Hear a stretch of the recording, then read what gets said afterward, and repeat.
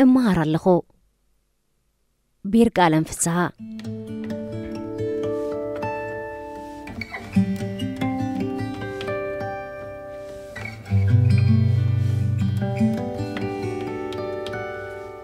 أبز حلف عمت أورحت كرمتي نتأمريرو زوكي أب إرتراز الله هوتنا النبابران هزبي نتزي مخوني هلكيتن قدود عسكرنا نزيقاتات نتزي إمن دحرتن دغنتن هاجر بحفشا نتزي سكحكح رقصتن جوكونان أبزي أب أوروبا متيا الناس عسعت نغتب باجولو بتحدى نساب رحوق كتدناقر كأ بتخالق تمال ميلاس تلأكت قجل بهالي زفت أردتو عقرقرن باقرون جانا خبز غرنا أي هاسسن نتا قجل أسن نيوز قاشمو أبنت لؤخ حالي بغينو استمر سموياتنيا بفتاو أب قدفن من قرقر بزر آيو تبعات أرستن مخان فتيون تعزيمنا نيرناينا أبتأوان جرمن اتنسون قجلو انت سكيممو زموتو كيم زرقلو اتبادو فخارخاء زقاو حلو بوتاخي تفكدي كايد نزنبرا قوسقوسات كبر عني أنا غيلوس جرمن أبقواما كم مسارتاو مسل دك سبات سفيراتون زلا عن كتات بقانقوا كم ببلا حلينو نبرا قانقوا جرمن كساب كمتي أمو سأزقبر مشمداد ترايزي أخلو كبير قانقوا مخانو نزي مجنزاب زترعي عمو التكبر كا نتدرك أنا زقرم جيرو نبرا اتأزيو دموغ ملالين عيبو زحات مستقاب إرترازر لو سرعات زدنا قطو زيقاتاتنا كوين نرخبو حاكي نسخا زي تحلو رحكات كالو زد أحسو مسيلون تتسمعوكا عين تخام فتاد أبقى زخا زي اللنقر أبيت كالووت مقدالو كم عبنت بملعال كابو حليف كون كان دكودايكا مقبار أب هاجركا زتت عسى مسل أب كالوت كتنكف كلو كم وراردي ويمدرادر جبت متكاسو بزن كتن السخات دقفو سرعات أب هاجركا كم زي هلو زتاقبرن فلتم مللي عدها خوينون زلو تحست مسرتوهن مسلات كالوت هاجرات كم زقبرا كم تشنترانا بلكا إتا أب هاجركا متكاسو كوا نورو خونه حرقات حقي أما الرخب وزهان كتقعرلو فتوم زي محفاريو اترقسا قداينا خوين زلو زيقا إيرتران بقر حنصابالو كالق ساعكا أمويتو من الباطون حايمو كبهاللو قبل السان مباج أوتي زودقا إذب زي ذكرلو كالو أطخاء نسرحلو كلنا قوامنا أب قبريو علالويو إنا تبهله نحصوت مغنيتات كونه مبريتاس توهبلو انت كونه أب قبرم انت خيوعل كلهم عينت مسنخلات زات حيك قوام إيرترا حقيفوهم زلو نتبتات كافلت أتو ويكاب زخرو روحو كوينو قدس أنيحوس تزكوا خبلي كالن أب كندوس نعان قطعات جرمن بتفلت كردو زيك القوانقوا جرمن نمدرافو مشمداد زغلل ألسغينو ترخيبو من البات من يفلد بعقمي دقفت عمستي اتزتحدك كايو كاب مذكر بزعبا نتكان قداي كان كم مزراب بزعبا زي ملكتكا بزير داك أنقوا عن قرار مبالي قال اللي خون اتبقبري محاورات من قست قيدون مسلات هزبن أخبروز خير زلوك وام جرمان كونه اتبدلو كم زغمسل تغيرو أبت سحبي نحدا نيتصحفت أولا ويامون غوزي متنوو تفتصافو رقاقتي تشوكعو بسانك مبلايو زيقاتات أبت تحسمن رقصتن زبالي زلو قوام إيرترا أبت مساسلتي زعباتات نزل سفروهم عن كتات تسانيحنا خنملسومينا كأدمي أغن إذا زعبان مدساسو نزدر رخني مخنيات كتنكف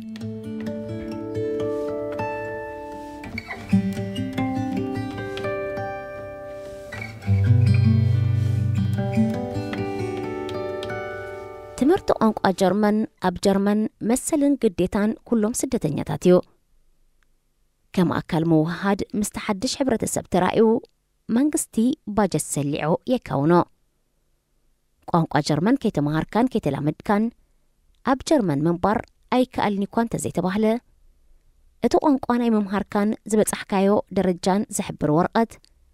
ኣብ ብዙሓት ጉዳያት ማለት መስርሕ ነባርነት ምቕጻል ትምህርቲ ምርካብ ስራሕ ሕቶ ኮይኑ ስለ ዝቐርብ ትምህርቲ ቋንቋ ብስሩዕ ምውሳድ ግድን ይኸውን ኣብ ገለ ደረጃ ናይቲ ትምህርቲ ከዓ ቅዋም ጀርመን ምስ ናይ ቋንቋ ትምህርቲ ተሰኒእ ክወሃብ ይጀምር ምስ ሓያሎ ካብ ዝተፈላለያ ሃገራት ዝመጹ መምሃርተይ ኣብ ጉዳይ ቅዋምን ዓንቀጻቱን ጸቢድና ቀኒና ኣለና መምህርና ዳርጋ ኣብ ኩሉ ዝርዝራት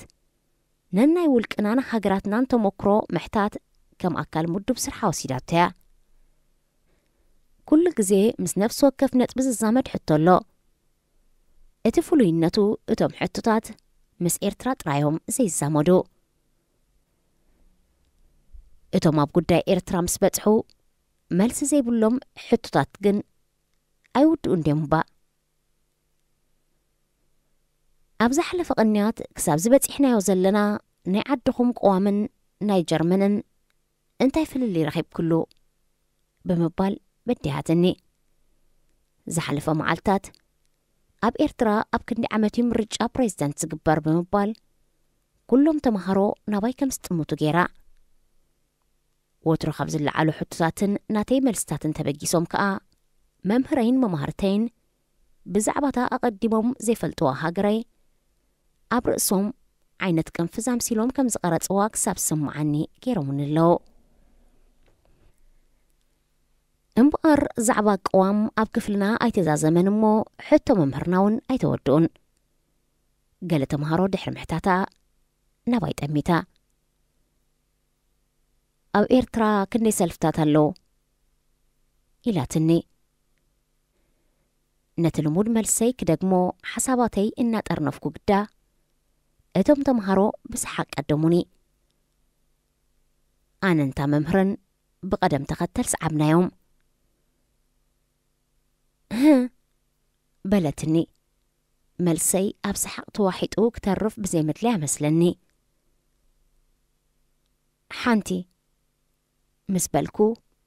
እቲ ሰሓቅ መሊሱ ዓመረ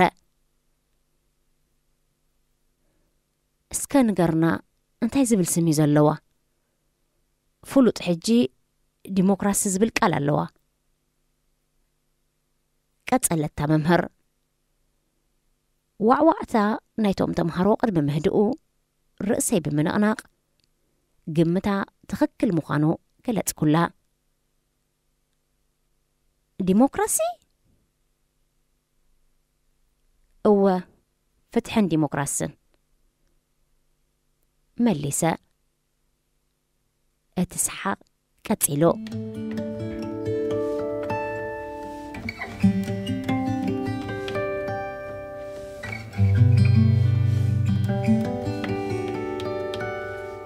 አንቀጽ ሓደ ናይቲ 23 ጉንበት 1949 ዝወፀ መሰረታዊ ሕጊ ቅዋም ፌደራላዊት ጀርመን ሰብኣዊ ክብሪ ሰብኣዊ መሰላት ብሕጊ ቀያዲ ሓይሊ መሰረታዊ መሰላት ይብል ሰብኣዊ ክብሪ ወዲ ሰብ ዘይትንከፍ ዘይከሃስን እዩ መኽባሩን ምሕላውን ድማ ናይ ኩሉ መንግስታዊ በዓል መዝግቡ እዩ ስለዚ ህዝቢ ጀርመን ዘይከሃስን ዘይምንዛዕን ሰብኣዊ መሰላት መሰረት ነፍሲ ወከፍ ማሕበረሰብ ናይ ሰላምን ፍትሕን ዓለም ምዃኑ ይኣምን ብምባል ይገልጽ መሰል ምግላጽ ሓሳባት ብዝምልከት ድማ ኣብ አንቀጽ 5 ብኸምዚ ዝስዕብ ሰፊሩ ንረኽቦ ነፍሲ ወከፍ ሰብ ብዘረባ ብጽሑፍን ብስእልን ሓሳባቱ ብናጽነት ናይ ምግላጽን ምዝርጋሕን ከምኡውን ካብ ሓፈሻዊ ተባጻሒ ምንጭታት ብዘይ ዕንቅፋት ሓበሬታ ናይ ምርካብ መሰል ኣለዎ ናጽነት ፕረስን ብመንገዲ ፈነወታትን ፊልምታትን ናይ ምጽብጻብ ናጽነትን ውሕስነት ኣለዎ ምምያ ማለት ሰንሱር ፈጺሙ ኣይህሉን እምበኣር እዞም ነጥብታት ቅዋም ኤርትራ ኣብ ዝሓቆፎ ደብተርከ ብኸመይ ሰፊሮም ኣለዉ ናብ ዝብል ነጥቢ ድማ ንስገር አንቀጽ 17 ማእሰርትን ቀይድን ፍትሓዊ ፍርድን ዝብል ዛዕባ ስፊራ ኣላ አንቀጽ 17 ቁጽሪ 1 ንዝኾነ ሰብ ብዘይግቡእ ሕጋዊ መስርሕ ምእሳር ወይ ምቕያድ ኣይፍቀድን አንቀጽ 17 ቁጽሪ 2 ዝኾነ ሰብ ገበን ፈጺሙ ኣብ ዝተባህለሉ እዋን ኣብ ግብሪ ብዘይወዓለ ሓድሽ ሕጊ ኣይክሰስን ኣይቅፅዕን። አንቀጽ 17 ቁጥር 3 ዝኾነ ሰብ ምኽንያት መእሰሪኡን መስተኣስረ ዘለዎ መሰልን ብዝርድኦ ቋንቋ ክግለጸሉ ይግባእ። አንቀጽ 17 ቁጥር 4 እቲ ኣስረ ሰብ ኣብ ውሽጢ 48 ሰዓት ወይ ከምኡ ንምግባር ዘይከኣለሉ ቅቡል ምኽንያት ምስ ዘሉ ድማ ኣብ ዝሓፀረ ግዜ ኣብ ቅድሚ ቤት ፍርዲ ክቐርብ ኣለዎ። ብዘይ ትእዛዝ ቤት ፍርዲ ከዓ ካብኡ ንላዕሊ ክትሓዝ ኣይከኣልን። አንቀጽ 17 ቁጥር 5 ኩሉ ሰብ ናብ ቤት ፍርዲ ብኣካል ንምቕራብ መሰል ጥርዓን ኣለዎ። እቲ ዝኣሰረ በዓል ስልጣን ንእሱር ናብ ቤት ፍርዲ ምስ ዘየቕርቦ ምኽንያት መእሰሪኡ ምስ ዘየቕርብን ቤት ፍርዲ ነቲ ጥርዓን ተቐቢሉ እሱር ክልቀቕ ይእዝዝ። አንቀጽ 17 ቁጥር 6 ዝኾነ ሰብ ጉዳዩ ኣብ ቤት ፍርዲ ብፍትሓውን ብቕልጡፍን ግሉጽን መንገዲ ክስማዕ መሰል ኣለዎ። ቤት ፍርዲ ሓደ ጉዳይ ኣብ ሓደ ፍትሓውን ዲሞክራስያውን ሕብረተሰብ ብምኽንያት ስነ ምግባር ወይ ብምኽንያት ሃገራዊ ፀጥታ ብግህዶ ክስማዕ ዘይብሉ ምስ ዝኸውን ንማዕከናት ዜናን ንህዝብን ካብ ሙሉእ ወይ ክፋል ናይቲ ጉዳይ ክእግዶም ይኽእል። አንቀጽ 17 ቁጥር 7 ክሱስ ብቤት ፍርዲ ገበነኛ ምዃኑ ክሳዕ ዘረጋገጽ ከም ንጹህ ይውሰድ ክቕፅዓካ ኣይክእልን። አንቀጽ 17 ቁጥር 8 ክሱስ ብዝተፈርደ መሰል ይግባ ይህልዎ በቲ እተፈርደሉ ጉዳይ ከዓ ከም ብሓድሽ ኣይክሰስን። አንቀጽ 19 ድማ ሓርነት ሕልና እምነት ምግላጽ ርእቶ ምንቅስቓስ ምእካብን ምውዳብን ንዝብሉ መሰረታውያን መሰላት ዜጋታት ብኸምዚ ዝስዕብ ተሰርሲሮም ኣለዉ። አንቀጽ 19 ቁጥር 1 ኩሉ ሰብ ናይ ሓሳብ ናይ ሕልናን እምነትን ሓርነት ኣለዎ። አንቀጽ 19 ቁጥር 2 ኩሉ ሰብ ናይ ምዝራብን ሓሳብ ምግላጽን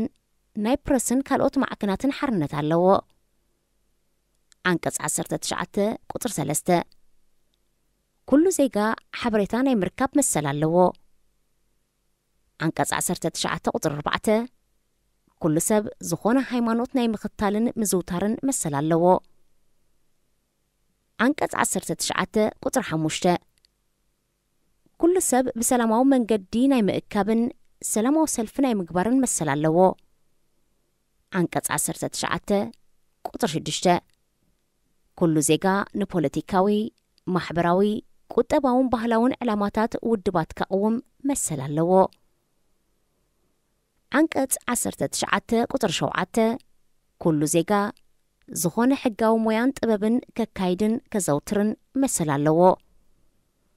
አንቀጽ 19 ቁጥር 8 ኩሉ ዜጋ ኣብ መላእ ኤርትራ ባሕርነት ናይ ምንቅስቓስን ኣብ ዝኾነ ክፍሊ ኤርትራ ናይ ምንባርን መሰል ኣለዎ። አንቀጽ 19 ቁጥር 9 ኩሉ ዜጋ ካብ ኤርትራ ናይ ምውፃእን ናብ ኤርትራ ናይ ምምላስን ፓስፖርት ወይ ካልእ ሰነዳት መገሻ ናይ ምርካብን መሰል ኣለዎ።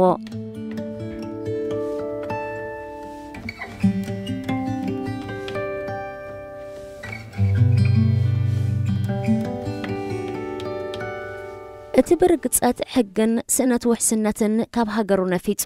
ማዕዶ ዝሰፈረ ዜጋ ኤርትራ ንመሰሉ ኣብ ዓዲ ስደቱ ኮይኑ ኣብ መንጎ ተምሃሮ